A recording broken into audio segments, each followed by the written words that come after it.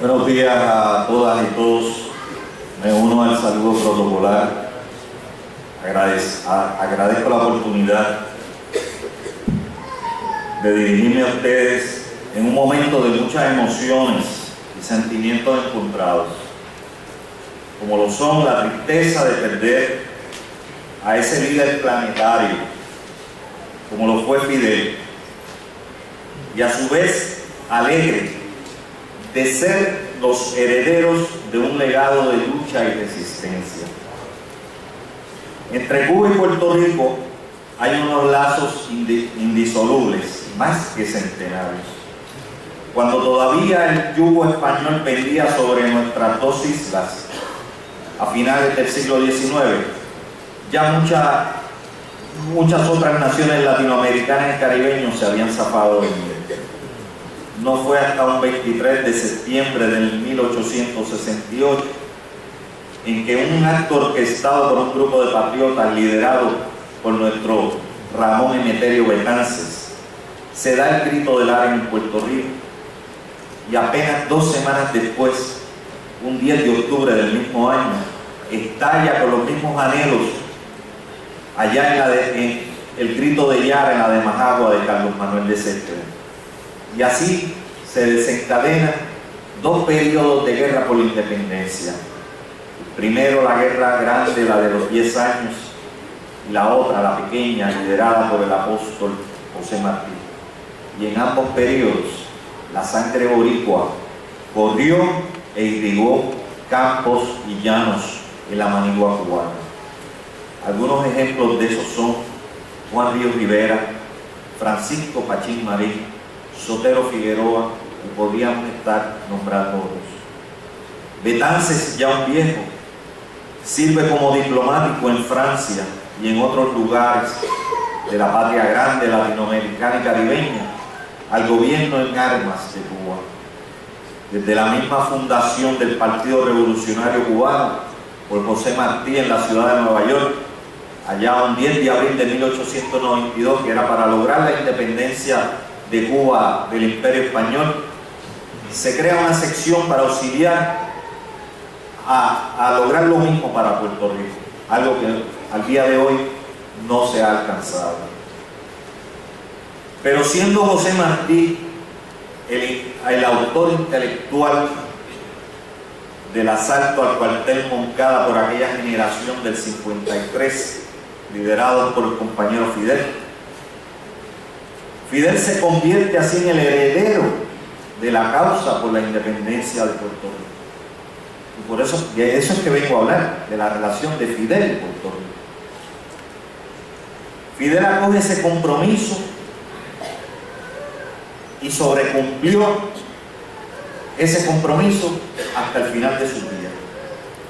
En un momento dado expresó que mientras haya un solo puertorriqueño que luche por la independencia de Puerto Rico, el pueblo de Cuba lo estará apoyando.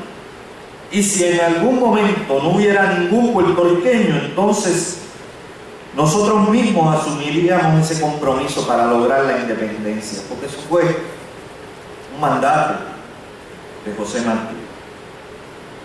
Y son muchas las instancias que así lo demuestran. Puedo decir que en una entrevista que le hacen a Fidel, él dice que los primeros macanazos que recibió en su vida, allá en su vida de estudiante, porque él mientras estudiaba en la Universidad de La Habana, él fue presidente de un comité de apoyo por la independencia de Puerto Rico. Y en una protesta estudiantil de 1947, para exigir la liberación de don Pedro Albizu Campos, que recibe sus primeros macanazos. Recuerden también que Fidel presidió la Federación de Estudiantes Universitarios.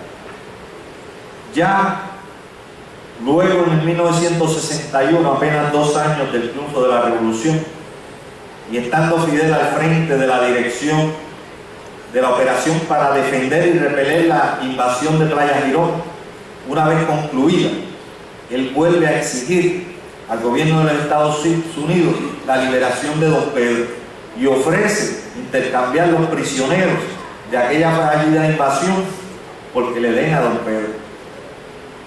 En el 1964, el Che Guevara es enviado a las Naciones Unidas y en su discurso ante el Pleno de las Naciones reclama nuevamente la excarcelación de don Pedro, que fallece un año después, y reclama la independencia de Puerto Rico nuevamente ante todas las naciones del mundo. En el año 1966, Fidel, junto a nuestro patriota don Juan Maribraz, líder del movimiento pro independencia, que posteriormente cambia el nombre al Partido Socialista Puertorriqueño, fundan la misión de Puerto Rico en Cuba, la única embajada o consulado que podemos decir que nosotros los boricuas tenemos en el exterior, que tenemos en el mundo. En el año 1972, por instrucciones del comandante Fidel, a su embajador ante las Naciones Unidas, el amigo Ricardo Alarcón de Quesada, llevan por primera vez el caso de Puerto Rico ante el Comité de Descolonización de las Naciones Unidas. Hasta el día de hoy se sigue por el pueblo cubano llevando ese caso y muchos puertorriqueños y puertorriqueñas peregrinando allí para exigirle al mundo que voten a favor de la descolonización de Puerto Rico. Ya en el año 1979, por gestiones del propio Fidel, se hace un canje de prisioneros. Cuba tenía acusados de espionaje a varios estadounidenses y se propone, se facilita la excarcelación de nuestros 5 nacionalistas presos que fueron parte de un comando suicida, que estaban presos desde el 1974, hacía 25 años.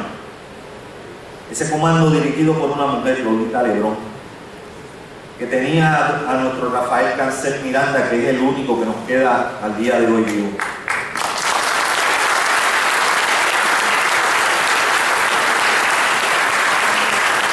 Y que el pasado viernes en Puerto Rico, en el Colegio de Abogados y Abogadas, hicimos un acto similar a este, con un lleno total, donde el primer turno correspondió a don Rafael Cancel Miranda, que a sus 87 años todavía es un luchador revolucionario y apoya incondicionalmente a la revolución cubana. Pues no tan solo se dio el canje, sino que Fidel los recibió allá en La Habana y los condecoró a cada uno de ellos.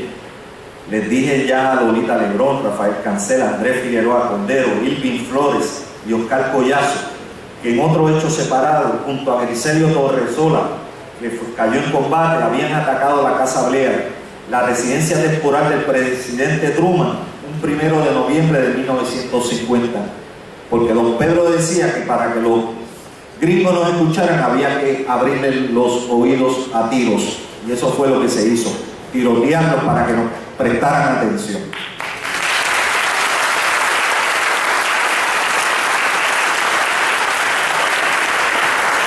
Podría enumerar muchas otras acciones de solidaridad mucho más recientes, como el acoger a luchadores revolucionarios nuestros que han sido perseguidos por el único delito de luchar por la independencia de Puerto Rico. Incluso nosotros hemos juntado campañas por la liberación y encarcelación de los 5 héroes cubanos. El caso de Oscar López Rivera, que lleva 35 años preso, acusado de conspiración sediciosa. El caso de Carlos Alberto Torres, el de Abelino y Norberto González Claudio. Puedo enumerar también el homenaje que se le rindió al comandante machetero Filiberto Ojeda Ríos, asesinado por el FBI.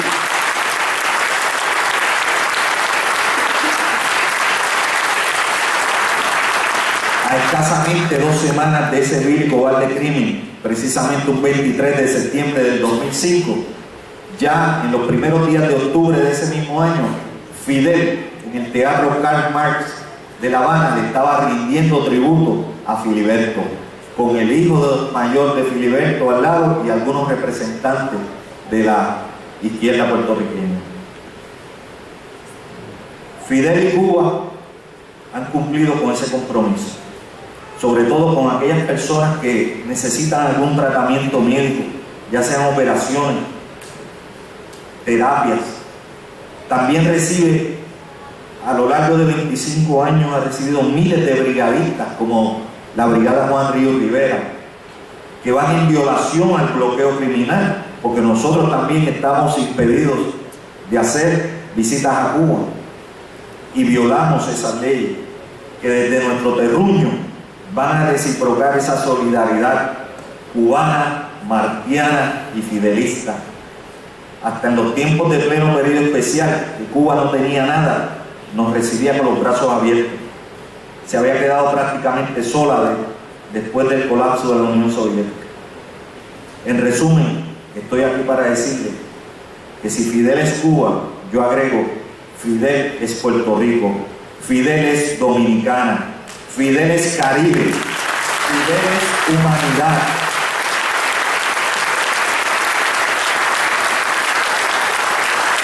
Muchas gracias. Que viva Cuba y que viva Fidel.